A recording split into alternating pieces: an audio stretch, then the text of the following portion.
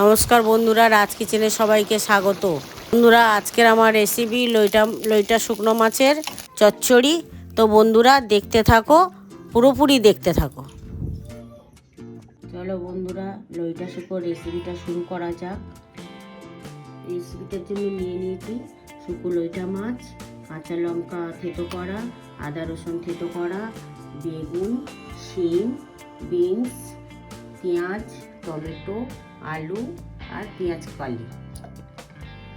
বন্ধুরা, এখানে একটা কড়া বসিয়ে নিয়েছি। বন্ধুরা, কড়াটা জ্বেলে দিচ্ছি, পরিমাণ মতন তেল দিচ্ছি। মাছটা ভাজার জন্য শুধু তেলটা দিচ্ছি। তেলটা গরম হয়ে গেছে, ওইটা মাছটা ভেজে নিচ্ছি। এটা ভেজে না নিলে বন্ধুরা শুকনো মাছটাকে ভাজতেই যায় ভালো করে, তাকে ভেজে নেবে ভালো করে লাল লাল করে। মাছটা একটু নেড়ে দিচ্ছি। তো মাছটা ভাজা ভাজা হয়ে এসেছে, এবারে আমি নামিয়ে নেব। মাছটা ভাজা হয়ে গেছে, মাছটা দেখুন এইভাবে ভাজবেন। মাছ ভাজা কমপ্লিট হয়ে গেছে। তো দেখুন বন্ধুরা, কত সুন্দর ভাজা হয়েছে। এইভাবেই ভাজবেন, তাহলে এই মাছটা টেস্টি, শুকনো মাছ তো একটু টেস্টি হয়। তেলটা দিয়ে দিলাম পরিমাণ মতো, যে যেরকম খাবেন এর সবজি অনুযায়ী তেলটা দিতে হয়। তেলটা গরম হয়ে গেছে। তো বেগুনটা আমি হালকা করে ভেজে নেব। বেগুনটা না ভাজলে বেগুনটা ভেজে যাবে, তো বেগুনটা ভেজে আমি তুলে নেব। এই বেগুনটা ভাজা ভাজা হচ্ছে, তো বেগুনটা এবারে তুলে নেব। হালকা ভাজা করে রাখবো। বেগুনটা এবারে তুলছি, গরম হয়ে গেছে। তো পেঁয়াজটা দিয়ে দিলাম, নাড়াচাড়া করে নিলাম। এই আলুটা দিয়ে দিচ্ছি। পেঁয়াজটা দেওয়ার পরে আলুটা দিয়ে দিলাম, একটু ভাজা ভাজা করে নিই। ঢাকা দিয়ে রাখবো 2 মিনিটের জন্য। এই 2 মিনিটের জন্য ঢাকা দিলাম। বন্ধুরা, 2 মিনিট পরে খুললাম, খুলে একটু নাড়াচাড়া করে দিচ্ছি। তো বন্ধুরা দেখুন, আলুটা ভাজা ভাজা হয়ে গেছে। তো ওর মধ্যে আমি আদা রসুন বাটাটা দিয়ে দেবো, কেননা আদা রসুন বাটাটা একটু কষিয়ে নিতে হবে, তারপরে সবজিটা দেবো। সবজিটা আমি বেশি ভাজবো না, আদা রসুনটা দিয়ে একটু কষিয়ে নেবো। চাপা দিয়ে রাখবো। তো 2 মিনিট পরে খুললাম, খুলে নাড়াচাড়া করে দিচ্ছি। দেখুন বন্ধুরা, এটা আদা রসুনটা বেশ ভাজা ভাজা হয়ে এসছে। তো এখানে শিম দিলাম, টমেটো একটু দিলাম, বিনস দিলাম, আর কাঁচা টমেটো আমি একটু পরে দেবো।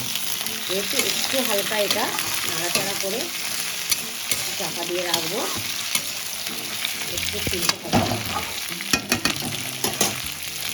চাপা দিয়ে দিলাম। 1 মিনিট পরে খুললাম, খুলে একটু নাড়াচাড়া করে দিচ্ছি।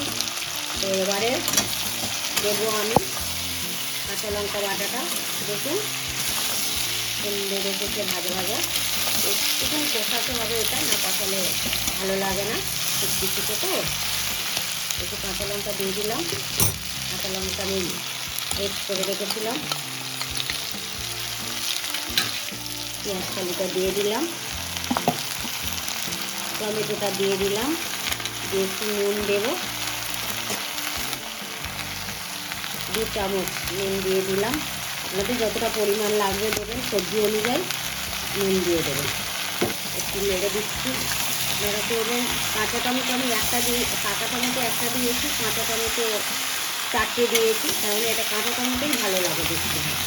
তো কাঁচা টমেটোটা একটু বেশি পরিমাণে দেবেন। ঢাকা দিয়ে দিলাম, একটু নেড়ে দেবো। তো দেখুন কত সুন্দর কালারটা এসেছে। তো এটা আস্তে আস্তে নরম হয়ে যাচ্ছে। এবারে দেবো আমি হলুদের গুঁড়ো 2 চামচ,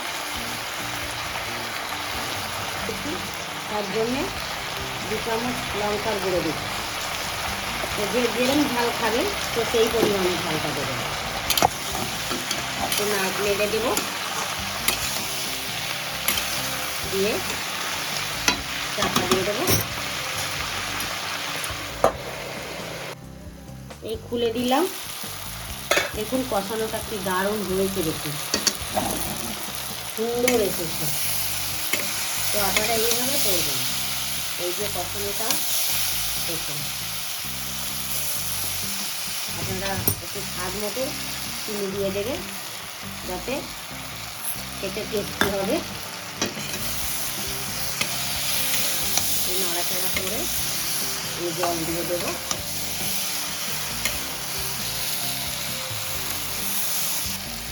অল্প পরিমাণে জলটা দেব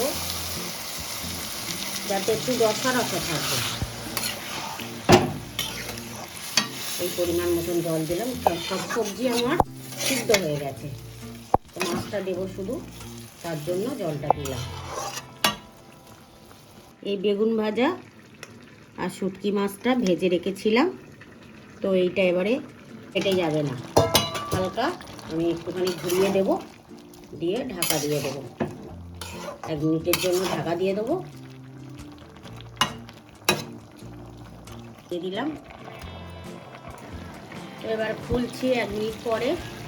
দেখুন বন্ধুরা, কালারটা দারুণ এসেছে।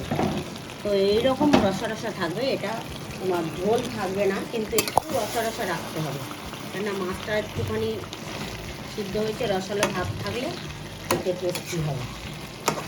তো তার জন্য আমি এরকম রসা রসা একটু রাখবো। দেখুন আমার রেসিপি রেডি। তো বন্ধুরা, আমার লইটা শুকনো মাছ রেডি হয়ে গেছে। তো বন্ধুরা, ভালো লাগলে লাইক আর কমেন্ট করবেন, আর সবাই সুস্থ থাকবে।